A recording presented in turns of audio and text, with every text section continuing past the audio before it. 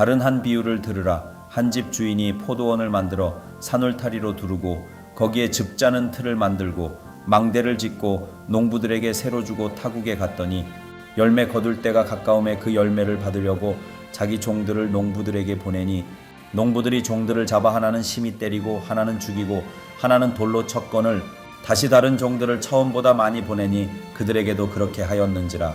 후에 자기 아들을 보내며 이르되 그들이 내 아들은 존대하리라 하였더니 농부들이 그 아들을 보고 서로 말하되 이는 상속자니 자 죽이고 그의 유산을 차지하자 하고 이에 잡아 포도원 밖에 내쫓아 죽였느니라. 그러면 포도원 주인이 올 때에 그 농부들을 어떻게 하겠느냐? 그들이 말하되 그 악한 자들을 진멸하고 포도원은 제때에 열매를 바칠 만한 다른 농부들에게 새로 줄지니이다. 예수께서 이르시되 너희가 성경에 건축자들이 버린 돌이 모퉁이의 머릿돌이 되었나니 이것은 주로 말미암아 된 것이요 우리 눈에 기이하도다 함을 읽어본 일이 없느냐. 그러므로 내가 너희에게 이르노니 하나님의 나라를 너희는 빼앗기고 그 나라의 열매 맺는 백성이 받으리라. 이 돌 위에 떨어지는 자는 깨지겠고 이 돌이 사람 위에 떨어지면 그를 가루로 만들어 흩으리라 하시니 대제사장들과 바리새인들이 예수의 비유를 듣고 자기들을 가리켜 말씀하심인 줄 알고 잡고자 하나 무리를 무서워하니 이는 그들이 예수를 선지자로 알미었더라. 우리 지난 시간에 어떤 걸 살펴봤냐면 예수님께서 비유의 말씀을 들어서 말씀하시는데 우리 예수님의 메시아 되심을 메시아 사역을 부인하던 자들, 그 당시에 종교 지도자라고 하는 사람들, 대제사장, 백성의 장로들, 또 서기관, 바리새인 이런 사람들을 향해서 예수님께서 책망의 말씀하셨어요. 비유를 들어서. 어떤 얘기였냐? 두 아들의 비유였죠. 큰아들에게 아버지가 얘 오늘 포도원에 가서 일 좀 하렴. 그랬더니 아들이 뭐라 그래요? 네 아버지. 대답은 잘해요. 근데 가기는 몰라. 안 가요. 안 갔어요. 작은 애들에게 말했더니 작은 아들은 아니 아버지 왜 나만 시켜요? 싫어요. 이랬다가 마음을 돌이키고 뉘우쳐서 포도원으로 갔다. 이런 얘기를 하시면서 둘 중에 누가 아버지의 뜻을 따랐느냐 이런 것들 질문하시죠. 그러면서 알기는 잘 알아. 누가요? 그 당시 종교 지도자들이 성경 박사들이니까요. 근데 아는 것으로만 그쳤거든요. 그 사람들이. 그것을 책망하셨어요. 예수님이 하나님의 아들이라는 걸 그들이 몰랐을까요? 알지요. 예수님이 하시는 행적들을 보면 구약의 예언들이 성취되는 걸 보면 알아요. 그런데 그들이 믿으려고 하지 않는 거예요. 믿으려고 하지 않았어요. 그런데 그에 비해서 세리와 창녀들은 그것을 믿고 따랐다는 거죠.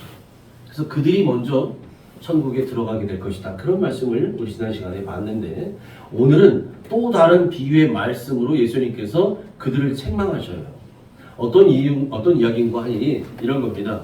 한 주인이 있는데 이 주인에게 이제 포도밭이 있어요. 이 사람이 주인이 포도밭을 딱 읽었어요. 포도밭을 만들고 산 울타리를 둘러요. 울타리는 왜 채는 거예요? 도둑 들어오면 안 되잖아요. 그죠? 포도밭에. 울타리를 다 두릅니다. 그리고 포도원 안에다가 포도즙을 짜는 틀을 딱 만들어놔요. 포도가 다 익으면 즙을 짜야 되잖아요. 그래서 포도즙을 짜고 포도주를 만들려면 그걸 해야 되니까 그 즙틀도 다 만들어 놓고 망대도 세워놨어요. 망대는 혹여라도 뭐 도둑놈이 들어올까 또는 다른 바깥에서 외부적인 안 좋은 것들이 들어오는지 이렇게 보기 위해서 망대를 세워놓는 거죠. 그 망대까지 세워놓고서 그걸 어떻게 했는가? 이제 농부들에게 세를 줍니다. 세. 그러니까 이 세를 받는 농부들은 소작농이죠. 소작농. 주인에게 합당한 그 삭을 내고 자기들이 와서 노력봉사하는 거예요. 포도원을 일구고. 그렇게 맡기고서 멀리 타국으로 갔다는 거예요. 그리고 시간이 흘러서 이제 추수때가 됐어요. 추수때가 돼서 주인이 자기가 올 수는 없으니까 주인이 집에서 부리고 있는 종들을 보냅니다. 종들을 보내서 이제 추수한 것들을 좀 주인에게 이제 상납해라. 당연히 주인 몫을 드려야 될 거 아니겠어요? 그랬더니 세상에나 있어서는 안 될 일이 벌어졌다는 거예요. 그 이야기가 오늘 35절, 36절입니다. 우리 같이 읽습니다. 시작. 농부들이 종들을 잡아 하나는 심히 때리고 하나는 죽이고 하나는 돌로 쳤거늘 다시 다른 종들을 처음보다 많이 보내니 그들에게도 그렇게 하였는지라. 보세요. 이 앞에서 말씀드렸지만 저 포도원에는 주인이 엄연히 있어요. 주인이. 농부들이 주인이 아니에요. 주인은 따로 있어요. 농부들은 다만 그걸 맡아서 농사짓는 청지기일 뿐이에요. 그런데 이 청지기들이 세상에나 자기들이 주인 행사를 해요. 자기들이 주인 행세. 자기 것인 양 하고 있다는 거예요. 그래서 주인이 종들을 보냈더니 그 종들을 어떻게 했다고요? 잡아서 하나는 심히 때리고 하나는 죽이고 하나는 돌로 쳤다는 거예요. 여러분, 종들에게, 주인이 보낸 종들에게 저렇게 한 것은 곧 주인에게 한 것과 마찬가지죠. 주인을 대신해서 왔는데 그 종들을 심히 때리고 하나는 죽이고 하나는 돌로 쳤대요. 이 얘기를 들은 주인이 얼마나 충격을 받았을까요? 아니 감히 이놈들이. 그런데 이 주인은 참 마음이 넓으신 분이에요. 그런데도 불구하고 이번에는 더 많은 종들을 보냅니다. 예? 그래서 다시 보냈다는 거예요. 다시 다른 종들을 처음보다 더 많이 보내요. 그랬는데 역시나 그들에게도 똑같이 한 거예요. 그들도 때리고 죽이고 막 난리가 난 거죠. 그 다음에 저렇게 해서 종들이 농부들이 종들을 때리고 죽이고 했는데도 저 사람들 마음속에 양심에 무슨 가책을 받았거나 죄의식, 죄책감 있었을까요? 없어요. 그러니까 더 많이 보냈는데도 똑같이 그렇게 하는 거예요. 저런 사람들을 양심에 화인 맞은 자라네요. 양심의 가책을 못 받아요. 이제 교만이 하늘을 찔러요. 자기가 주인 행세하니까. 주인에게 하듯이. 이번에는 그래서 주인이 어떻게 하는가? 마지막 방법을 쓰는데 자기의 아들을 보내요. 주인이 아들을 보내요. 그러면서 주인 마음속에는 이런 마음이 있는 거예요.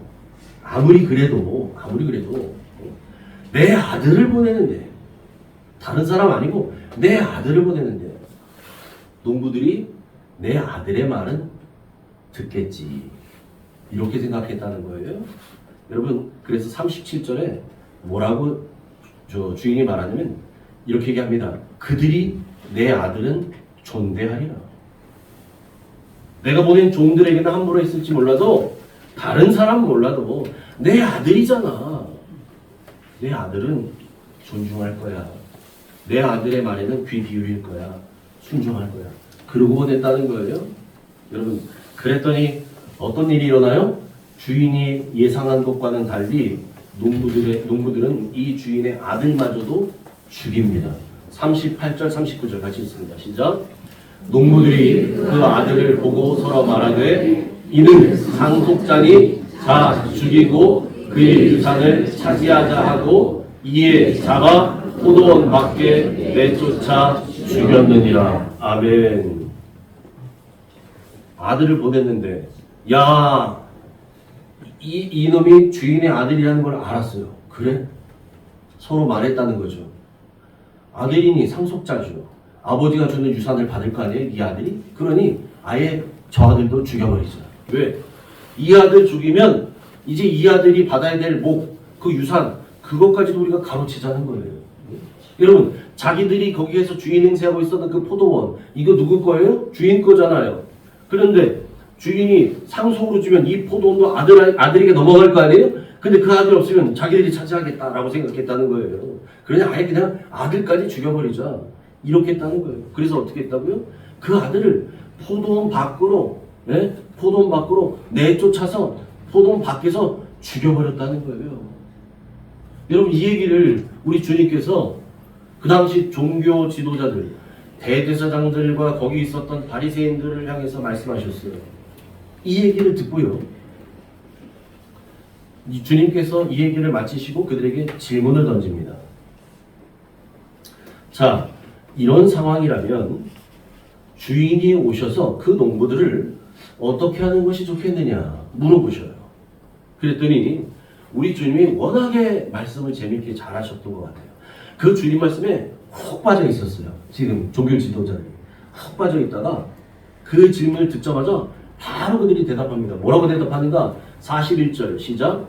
그들이 말하되 그 악한 자들을 진멸하고 포도는 제때 열매를 바칠 만한 다른 농부들에게 새로 줄지니라 이랬다는 거예요. 아니 세상에 그렇게 악한 농부들이 있다고요? 그 농부들은 다 죽여야 됩니다. 다 죽이라는 거예요. 그리고 이제는 그 포도원을 약속한 대로 제때 수확하면 약속대로 차박 착착착해서 따박따박 주인에게 열매를 상납하고 약속했잖아요. 예? 그걸 바칠 만한 그런 다른 농부들을 뽑아서 그 사람들에게 세를 주는 것이 맞습니다. 그게 좋겠습니다. 이렇게 대답했다는 거죠. 여러분, 그런데 저 얘기가 끝나고 난 뒤에 우리 주님께서 말씀을 이어가시는데요.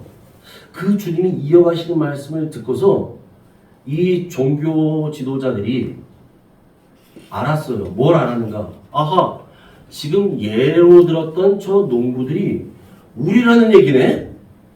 그 악한 농부들이 우리라고 지금 말씀하시는 거네? 이걸 알고요. 화가 났어요. 그래서 우리 예수님을 잡으려고 합니다. 잡으려고 해요. 그런데 그 당시에 백성들 중에 예수님을 선지자로 아는 사람, 예수님을 믿었던 사람, 이런 사람들이 많았거든요. 그런 사람들이 지금 예루살렘 성전에 다 와 있잖아요. 유월절을 맞아서. 그 사람들이 두려워서 차마 그렇게 하지 못했다는 거예요.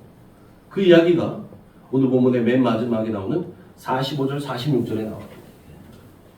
여러분, 오늘 주님께서 비유로 말씀하셨던 저 비유의 말씀에 포도원은 이스라엘 백성들을 말합니다. 이스라엘.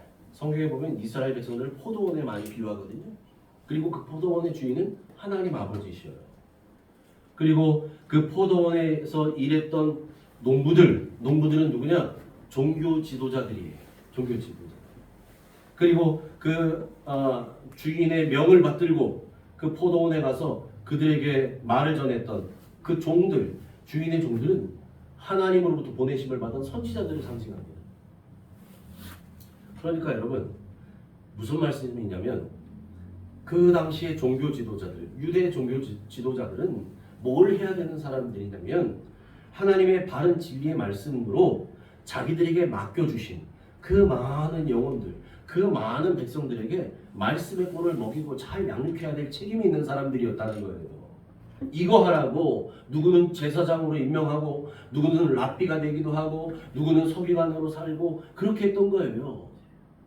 그런데 그 사람들이 정작 자기들이 해야 될 본분은 잊어버리고 그들이 주인 행세하고 살았다는 거죠. 교만이 하늘을 찔러요. 그래서 하나님이 친히 보내셨던 자신들의 잘못을 지적하고 있는 그 선지자들은 핍박하고 죽여버리고 급기야 하나님의 아들까지도 죽이게 된다는 그 말씀을 우리 주님께서 하시는 거예요. 이제 공생의 마지막 고난 주간을 보내고 계셔요. 우리 주님이. 이제 예수님 이번 주일 금요일날 십자가에 달리시는 거예요. 이제 한 3일밖에 남지 않으셨어요. 그런 상황에서 지금 얘기하시고 계셨어요. 이제 주님께서 그런 그들 때문에 십자가에 달려 죽게 될 것이다. 포도원 밖으로 나가서. 그래서 예수님은 성전 밖으로 끌려가시잖아요. 해골이라고 하는 골고다 언덕으로 끌려가서 거기서 십자가에 달리시거든요. 그 말씀이 그대로 성취돼요. 그래서 예수님께서 시편 118편 22절의 말씀을 인용해서 다음과 같이 말씀하십니다. 오늘 본문 42절입니다. 같이 읽습니다. 시작. 예수께서 이르시되 너희가 성경에 건축자들이 버린 돌이 모퉁이의 머릿돌이 되었나니 이것은 주로 말미암아 된 것이요 우리 눈에 기이하도다 함을 읽어본 일이 없느냐. 아멘. 여러분, 건축자들이라는 얘기는 건축 전문가들 얘기예요. 건축 전문가. 저기에서는 누굴 가리킬까요? 종교 지도자들을 얘기해요. 그 당시 유대인 종교 지도자들, 대제사장들, 서기관들, 백성의 장로들 이런 사람들이에요.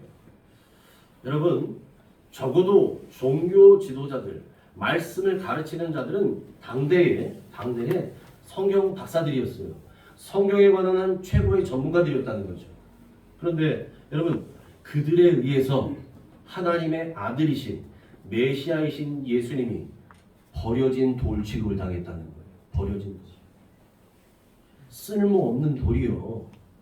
아니 건물을 짓는데 필요한 돌들은 갖다 쓸 거 아니겠습니까? 건축하는 사람들이 필요 없는 돈들을 갖다 버리잖아요. 갖다 버리는 돌, 버린 돌이 되었다는 거야. 그런데 그 버려진 돌처럼 취급당했던 예수님이 모퉁이의 머릿돌이 되셨다라고 하는 것이 시편 118편 22절에 있는 말씀이네. 그 말씀을 그대로 인용해서 예수님이 말씀하셔요. 그래서 뒤에서 말씀하잖아요. 이것은 저 말은 주님으로 말미암아 된 것이다라는 거예요. 우리 주님 당신을 가르쳐 하셨던 말씀이라는 거죠. 그렇게 성취될 말씀이라는 거예요.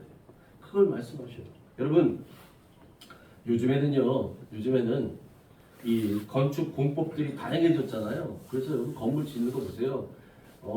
굉장히 막 다양한 방법으로 건물을 져요. 요즘은 그렇습니다. 워낙 기술이 좋아져서. 그런데 예전에는 건물을 지을 때 어떻게 지었는가? 이 집을 하나 짓더라도요. 이 벽을 먼저 세우지 않고 두 벽이 만나는 이 코너, 이 모퉁이에다 이 중심이 되는 가장 큰 돌을 갖다가 딱 먼저 세워 놓습니다.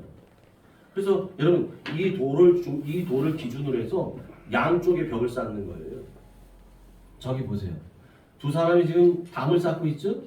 담을 쌓는데 저 코너를 보세요. 저기 빨간색. 저 밑에 있는 빨간색 돌을 먼저 갖다 놓은 거예요. 그리고 그 옆으로 이제 벽돌들을 쌓기 시작해요. 양쪽으로. 그러니까 여러분 저 중심에 있는 저 모퉁이의 맨 밑에 딱 가장 먼저 이 세워놨던 돌. 저 돌은 이 건물의 방향과 수평을 결정하는 중심돌이 됩니다. 기초석이 되는 거예요. 여러분 저 돌의 방향에 따라서 이제 양쪽에 어떤 각도로 벽을 세우는지가 결정이 나는 거예요. 그래서 여러분 그렇게 해서 건물이 딱 세워지잖아요. 그러면 저 기둥이 되는, 저 중심이 되는 저 돌을 중심으로 이제 이 돌이 뭘 역할을 하냐면 아까 말씀드린 것처럼 양쪽의 방향과 이 수평을 결정해 준다고 했죠. 뿐만 아니라 건물이 받게 되는 하중을 견디게 해줘요. 저 큰 돌이. 그래서 든든하고 견고하게 건물이 설 수 있도록 그렇게 해주는 역할을 했다는 거예요. 그래서 여러분 저처럼 건축의 시작이 되는 저 돌을 모퉁이에 세워놨다 해서 모퉁이돌, 코너스톤이라고 하고 저게 가장 먼저 건물이 될 때 시작한 돌이다 그래서 머릿돌이라고 얘기해요. 머릿돌. 그래서 머릿돌에 보면 요즘에는 뭐 상징적인 의미로 머릿돌을 건물 지으면 많이 하지만 여러분 큰 건물 같은 데 가보면 머릿돌처럼 하나 해놓고 거기에다가 뭐 준공 날짜, 완공했던 날짜 뭐 이런 거 쭉 써놓잖아요. 거기에. 하고 거기에 이 건물 지은 사람 이름도 쓰고 막 그런 거 하거든요. 여하튼 그렇게 건축의 시작이 되는 돌이 바로 모퉁이 돌이자 머릿돌이라는 거예요. 그래서 우리 주님 말씀하시는 거예요. 예수님은 건축자들이 버린 돌이었지만 건축자들이 필요 없다고 내다버린 돌이었지만 하나님은 그 내다버린 돌이었던 예수님을 모퉁이의 머릿돌이 되게 하셔서 이제 하나님이 친히 새로운 성전을 지어가실 것이다 라고 말씀하셔요. 에베소서 2장 20절부터 22절입니다. 시작. 너희는 사도들과 선지자들의 터 위에 세우심을 입은 자라. 그리스도 예수께서 친히 모퉁이 돌이 되셨느니라. 그 안에서 건물마다 서로 연결하여 주 안에서 성전이 되어가고 너희도 성령 안에서 하나님이 거하실 처소가 되기 위하여 그리스도 예수 안에서 함께 지어져 가느니라. 아멘. 아멘. 여러분 우리는 사도들과 선지자들의 터 위에 세우심을 입고 이제 건물의 그 모퉁이 돌이 되신 예수님, 그 예수님 안에서 서로 연결되어서 이제 성전으로 지어가게 될 것입니다. 그래서 22절에 뭐라고 말합니까? 우리도 성령 안에서 하나님이 거하실 처소. 여러분 하나님이 거하실 처소를 뭐라고 불러요? 성전이요. 우리도 성령 안에서 성전이 되기 위해서 그리스도 예수 안에서 함께 지어져 간다는 거예요. 함께. 여러분 그래서 예루살렘 성전이요. AD 70년에 로마의 티투스 장군에 의해서 완전히 무너져 버려요. 네? 완전히 무너집니다. 이 돌 위에 돌 하나도 남지 않게 된다는 그 예언의 말씀이 성취가 돼요. 완전히 무너집니다. 그 무너진 뒤로 더 이상 건물 성전 시대는 끝이 나요. 건물 성전을 짓지 않습니다. 하나님께서 건물 성전을 지으라고 하지 않으셔요. 왜냐면 하나님은 그 건물 안에 갇혀 계시는 분이 아니거든요. 여러분 이스라엘 백성들이 영적으로 어렸을 적에는 그들에게 그들의 수준이 그러니까 그들과 함께하기 위해서 여러분 그들이 같이 이동하는 광야 생활할 때도 천막 안에 하나님의 임재를 상징하는 이 지성소를 만들도록 하잖아요. 거기에 언약궤를 집어넣고. 왜냐하면 그게 있어야 마음이 든든하거든요. 이스라엘 백성들이. 하나님 우리와 함께 하신다는 이런 믿음이 생기거든요. 여러분 그랬다가 솔로몬 성전이 세워지잖아요. 이제 예루살렘에 솔로몬 성전이 세워집니다. 그 솔로몬 다윗 성전이 세워진 뒤에 여러분 그렇게 해서 이게 무너지고 또 스룹바벨 성전이 세워지고 그렇게 세워졌던 그 성전들이 마지막으로 무너진 뒤에 더 이상 하나님께서 성전을 지으란 말씀을 하지 않으셔요. 왜? 이제는 건물 성전 시대가 아니에요. 하나님은 성령으로 우리 안에 거하시기 때문입니다. 아멘? 하나님은 건물에 갇혀 계시는 분이 아니에요. 그래서 오늘 에베소서 2장 20절에도 말하잖아요. 우리도 성령 안에서 하나님이 거하시는 성전이 되기 위해 그리스도 안에서 지어져 간다는 거예요. 그런데 여기서 중요한 게 뭐냐? 여러분 어떻게 지어져 가냐고 얘기하냐면 그리스도 안에서 함께 지어져 간다. 함께. 나 혼자 신앙생활에서 나 혼자 성전 되는 게 아닙니다. 우리는 함께 지어져 가는 사람들이에요. 함께. 그래서 우리가 함께함으로 그렇다고 여러분 우리 교회 안에 있는 성도님들이 다 천사란 얘기가 아니에요. 제가 늘 말씀드리지만 우리 모두는 영적인 환자들이에요. 저도 환자. 영적으로 우리는 다 아픈 사람들이에요. 그래서 주님께 온 사람들이에요. 우리 모두가. 그 주님의 만지심과 치유하심을 있어야만 살 수 있는 사람들입니다. 그래서 우리가 주님 앞에 오는 사람들입니다. 그래서 주님 안에서 우리의 아픈 부분들은 상처는 싸매지고 병은 치유가 되고 상처는 이제 새살이 돋고 이런 과정들을 주님 안에서 우리가 경험하도록 우리가 한 공동체, 믿음의 공동체, 에클레시아, 교회라는 이름으로 우리가 모인 거예요. 여러분 그래서 늘 말씀드리지만 건물이 중요한 게 아닙니다. 건물. 오늘 우리가 이 건물 안에서 같이 예배하지만 우리가 예를 들어서 저 운동장에서 예배 드린다. 그래도 주님은 그곳에 함께 하시거든요. 왜냐하면 건물에 계시는 게 아니니까요. 우리 안에 계시니까요. 그리고 그렇게 주님이 우리 안에 계시는 성령으로 계시는 우리들이 함께 모였을 때 하나님은 우리가 함께 온전한 성전으로 지어져 가도록 만들어 가셔요. 함께. 때로는 나를 다듬게 하시고 내 같이 신앙생활하는 우리 지체들을 통해서 하나님 나를 다듬어 주셔요. 나의 모난 부분을 깎아 주셔요. 그럴 때는 때로는 아프죠. 여러분 아파요. 여러분 말을 안 해서 그렇지 세탁기나 건조기 안에 빨래가 들어갔는데 그 빨래가 말을 할 수 있다고 생각해봐요. 얼마나 아프겠어요. 얼마나 아플까요 빨래가. 거기서 이리 굴르고 저리 굴르고 하잖아요. 그걸 통해서 뭘 하는 거예요? 때를 빼요. 그걸 통해서 새 옷으로 바뀌어가요. 여러분 때로는 하나님께서 우리를 그렇게 영적으로 굴리시거든요. 여러분 그렇게 굴리실 때는 아프기도 하지만 그걸 통해서 우리를 새롭게 다듬어 가셔요. 그래서 우리에게 뭐라고 말씀하십니까? 그리스도 안에서 함께 지어져 간다는 거예요. 함께 지어져. 우리 그런 의미에서 옆 사람과 인사 한번 하시죠. 주 안에서 함께 잘 지어져 갑시다. 아멘. 아울러 우리 주님은요 악인들을 심판하시는 심판의 돌이 되신다고 말씀하셔요. 44절 같이 했습니다. 시작. 이 돌 위에 떨어지는 자는 깨지겠고 이 돌이 사람 위에 떨어지면 그를 가루로 만들어 흩으리라 하시니. 아멘. 여러분 저 44절에 나와 있는 저 돌은요, 다니엘서 2장에 나오는 돌을 상징합니다. 어떤 돌이냐면 다니엘서 2장에 나오는 바벨론의 느부갓네살 왕이 꿈을 꿔요. 꿈속에 처음에는 그 꿈이 무슨 꿈인지도 몰라요. 그런데 내가 꿈을 꿨는데 무슨 꿈인지도 몰라. 근데 그걸 해석하래요. 거기에서 바벨론의 가장 뛰어나다는 술사들 저기 이 꿈을 해석하는 사람들 박사들 다 아무도 몰라요. 근데 누가 알아요? 다니엘이 어떻게 알아요? 하나님께서 알려주셨어요. 그 꿈이 어떤 꿈이었는가? 느부갓네살이 꿈을 꿨는데 꿈에 큰 신상이 나오는 거예요. 큰 신상이 나오는데 그 신상에 보세요. 머리는 금으로 돼 있어요. 그리고 팔과 가슴은 은으로 돼 있어요. 배와 허벅다리는 넓적다리는 노수로 돼 있습니다.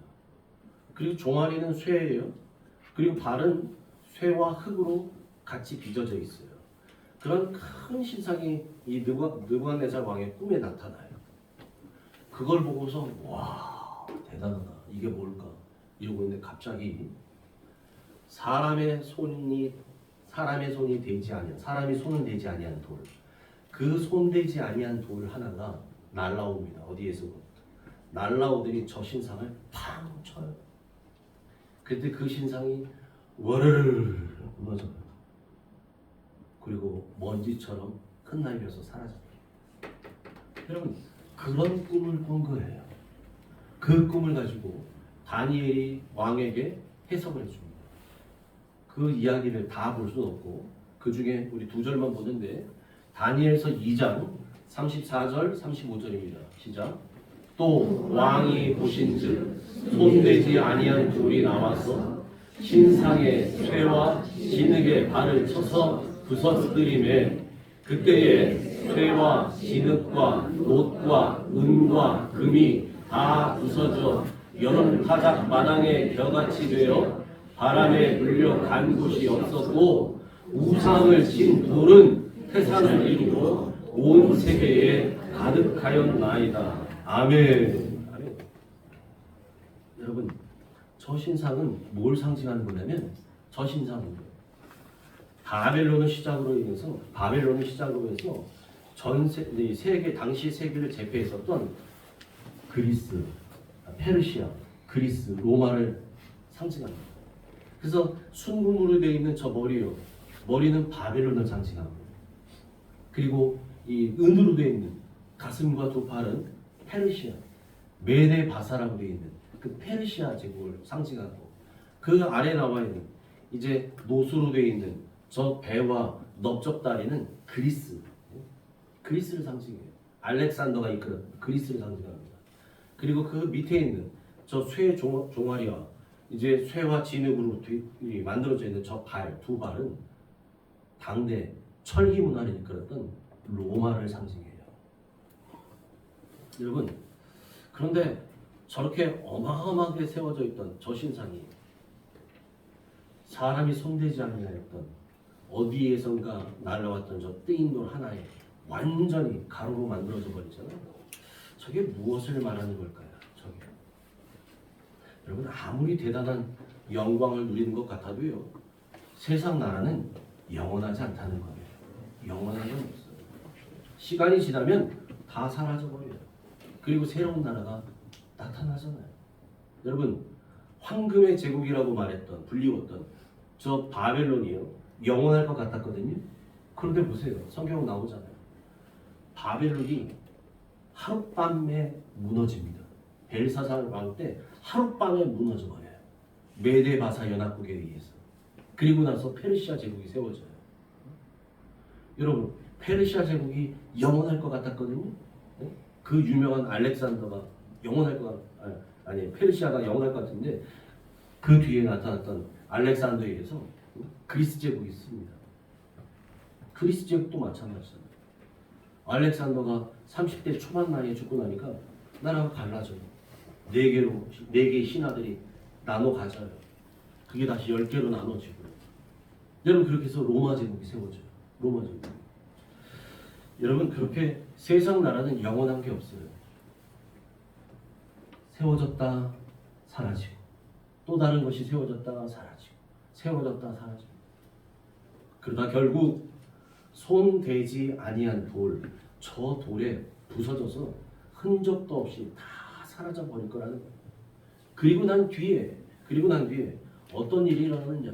여러분 우리 마지막 35절에 말했지만 그렇게 해서 여름 타작마당의 겨같이 저기 나와있던 보세요. 쇠, 진흙, 놋, 은, 금 그게 그 신상을 이루었던 거예요. 그 나라는 다 바람에 불려 간 곳이 없어요. 흔적도 없이 사라져. 그런데 그 우상을 친 돌, 사람의 손이 닿지 않았던 그 돌은 태산을 이루어서 온 세계에 가득하게 있다는 거예요. 여러분, 저 거대한 신상을 가루로 만들어버린 저 손대지 아니한 돌은 예수 그리스도를 상징합니다. 예수님이에요. 저 우상을 친 돌은 예수님이에요. 역사의 종착역에 다다를 때 세상의 모든 나라는 다 사라져 버릴 거예요. 전 세계를 쥐락펴락하는 미국 다 사라질 겁니다. 모든 나라는 다 사라져요. 오직 하나님의 나라만 온 세계에 가득하게 될 줄 믿습니다. 아멘. 그래서 여러분 무슨 얘기를 하는 거 아니? 심판의 돌이 되신 우리 예수님. 그 예수님 위에 떨어지는 자는 깨진다는 거예요. 그 심판의 돌이 되시는 그 예수 그리스도 위에 떨어지면 떨어진 자가 깨져요. 그리고 이 돌이 사람 위에 떨어지면 심판의 돌이신 예수 그리스도께서 떨어지시면 그 아래에 있는 모든 것들은 가루로 만들어 흩어져 버릴 것이다 라고 말씀하시는 거예요. 바라기는 우리 중엔 저는 비극적인 종말을 맞는 사람은 한 사람도 없기를 소망합니다. 아멘. 그렇다면 우리는 어떤 사람이 되어야 할까요? 우리는 어떻게 살아야 할까요? 저렇게 심판의 돌이신 예수 그리스도 위에 떨어져 깨져버리는 자가 되지 않고 예수 그리스도가 떨어지면 완전히 박살이 나서 가루가 되어버리는 인생이 아니라 우리도 그럼 어떤 인생이 되어야 될까요? 43절에 말씀합니다. 같이 있습니다. 시작. 그러므로 내가 너에게 이르노니 하나님의 나라를 너희는 빼앗기고 그 나라의 열매 맺는 백성이 받으리라. 아멘. 저 얘기는 누구에게 지금 하고 있는 거냐면 예수님께서 이 이야기의 시작을 아까 제가 말씀드렸죠? 또 다른 비유로 말씀하되 당시의 종교 권력자들, 대제사장들과 서기관들, 바리새인 그들에게 하고 있었거든요. 그러므로 내가 너희에게 이르노니 그 종교 권력자들이에요. 하나님의 나라를 너희는 빼앗길 것이다. 여러분 그 사람들은 당연히 하나님 나라는 내 거야. 난 당연히 천국 들어가. 그럼 그렇게 믿고 있었죠. 아니 성경의 박사님들이라니까요. 구약 성경을 그렇게 잘 빼고 있다니까요. 그 사람들보다 더 잘 가르칠 만한 사람이 없어요. 말씀을 너무 잘 알아서. 그러니 그런 사람이 안 들어가면 누가 들어가겠나? 누구나 다 그렇게 생각하겠지요. 그런데 주님은 말씀하셔요. 너희는 하나님의 나라를 빼앗길 것이다. 너희 몫이 아니라는 거예요. 그럼 누가 들어가느냐? 그 뒤에 말하잖아요. 그 나라에 열매 맺는 백성. 하나님 나라의 열매를 맺는 백성. 천국 열매 맺는 백성이 천국에 들어간다는 겁니다. 여러분 그래서 우리는 하나님 나라의 열매를 맺는 사람들 되어야 될 줄 믿습니다. 우리 주님 요한복음에 얘기하시잖아요. 열매로 그 나무를 안다고 하셨어요. 여러분 열매로 그 나무를 알아요.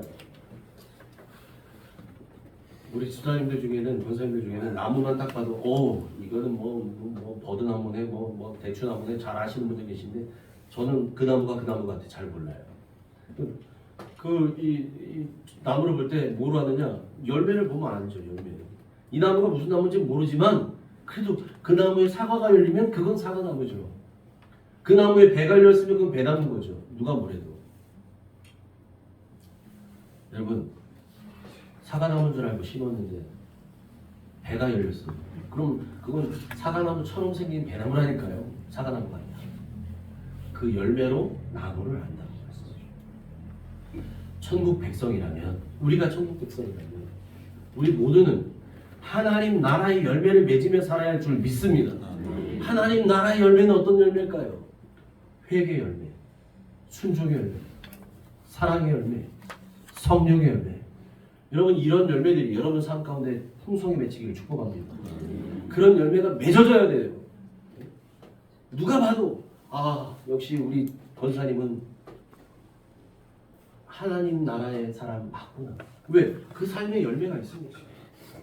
우리 집사님은 역시 천국의 열매를 맺으시는 그런 분이니 천국 백성 맞구나. 여러분, 다른 건 몰라도요, 그 사람의 삶의 열매를 보고 이 사람이 천국 열매를 맺는구나 라는 걸 보면 이분은 천국 백성이구나 라는 걸 우리가 알 수 있다는 거예요. 주님이 말씀하셨다니까. 이제 말씀을 정리합니다. 그러므로 우리는 심판의 도리신 이 주님 앞에서 겸손히 자신을 돌아볼 수 있기를 축복합니다. 혹여라도 나도 모르게 내가 변질되어 있진 않는지, 나도 모르게 내가 교만에 자리 앉아있진 않는지, 여러분, 첫사랑을 잊어버리시면 안 돼요. 주님을 만났을 때 그 감격, 그 기쁨, 그 은혜, 이거 저버리면 안 돼요. 나는 일반 달란트 탕감받은 죄인이라는 사실을 잊어버리면 안 돼요. 그래야 나에게 실수한 사람, 잘못한 사람 덮어주고 용서할 수 있어요. 안 그러면 모든 게 다 지적거리로 보여요. 이거 잘못했네, 저거 잘못했네. 여러분, 하나님은 어마어마한 용서를 나에게 베풀어 주셨거든요. 여러분, 그런 용서와 회개 열매가 맺히시길 축복합니다. 여러분, 많이 아는 게 중요하지 않아요. 하나를 알아도 그 하나한 말씀이 내 삶을 변화시키는 순종이 있어야 될 줄 믿습니다. 행함이 있는 믿음이라야 살아있는 믿음이라고 하셨어요. 여러분, 죽어있는 믿음 가지고는 안 돼요. 살아있는 믿음이어야 돼요. 행함이 있는 믿음, 순종하는 믿음, 그 순종의 열매가 있기를 축복합니다. 모든 것 다 있어야 되지만 그 중에 제일은 뭐라고요? 사랑이에요. 사랑의 열매가 있기를 축복합니다. 사랑으로 보듬어주고, 사랑으로 이해해주고, 사랑으로 덮어주고. 그래서 우리의 삶에는 풍성한 이 성령의 열매가 가득하기를 축복합니다. 예수님, 머릿돌 대신 우리 예수님 모시고, 그래서 저와 여러분 우리 모두는 아름다운 성전으로 잘 빚어져 가시기를 주님의 이름으로 축원합니다. 하나님 감사합니다. 하나님, 우리에게 말씀을 통해 깨닫게 하시니 감사합니다. 하나님, 이 비유의 말씀을 통해서 정말 주님께서 우리에게 알게 하시고자 하시는 것은, 사람들은 세상의 눈으로 예수님을 건축자에 버린 돌처럼 내팽개쳤지만 하나님은 그 돌을 건물의 모퉁이에 머릿돌로 세우셔서 친히 하나님의 성전을 빚어 가시는데, 그 일에 우리 모두를 부르셔서 우리도 함께 성령 안에서, 예수 그리스도 안에서 함께 성전으로 지어서 가게 하시는 줄 믿사오니 주님, 그 일에 함께하는 우리 모두가 되게 해 주옵소서. 그래서 하나님, 우리는 삶에 정말 천국의 열매가 맺어지는 사람들 되기를 원합니다. 우리의 삶에 회개의 열매가 있게 하여 주옵소서.